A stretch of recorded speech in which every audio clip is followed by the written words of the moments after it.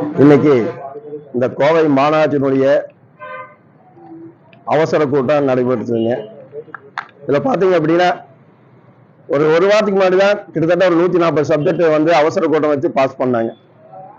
இன்னைக்கு மறுபடியும் பாத்தீங்கன்னா 69 subject park maintenance, toilet maintenance சொல்றாங்க. இன்னைக்கு கோவை மாநகராட்சி பகுதியில பாத்தீங்கன்னா 100 வார்டுல பாருங்க ஏதாவது பார்க் உருப்படியா இருக்கா?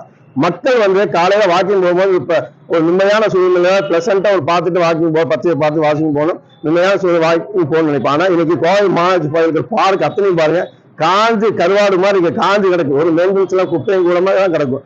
அப்பேற்பட்ட இருக்கிறதைய மறுபடியும் எக்ஸ்டெண்ட் பண்றாங்க, அதே கான்ட்ராக்ட் எக்ஸ்டெண்ட் பண்றாங்க. இதெல்லாம் வந்து பாத்தீங்கன்னா யாரோ சம்பாதிக்கிறதுக்கு இந்த கோவை மாநகராட்சி பொதுமக்கள் கட்டக்கூடிய வரிப்பணத்தை இந்த மேயர் விரைவு பண்றாங்க. அதே மாதிரி பாத்தீங்கன்னா இந்த செம்மொழி பூங்காவை மாதம் 56 லட்சம் ரூபாய் செலவு பண்றாங்க மெயின்டெனன்ஸ்க்கு. அது யாருக்கு கொடுக்க? கிட்டத்தட்ட வருஷம் பாத்தீங்கன்னா மாசம் 56 லட்சம் மாதிரி தெரியும், வருஷம் கிட்டத்தட்ட 6.5 கோடி ரூபாய் செலவு பண்றாங்க. யாருடைய காசு?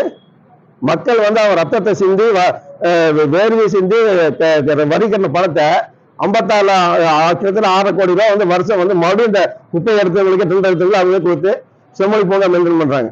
ஏன் நம்ம கார்பரேஷனுடைய நிரந்தர பணிகளை வச்சு கிளீன் பண்ணலாமே? இன்னைக்கு ஒன்றும் இல்லை, ரூட்ஸ் கம்பெனி மாதிரி கம்பெனி இருக்கு, இண்டஸ்ட்ரியல் கிளீனிங் மிஷின் நிறைய வச்சிருக்காங்க.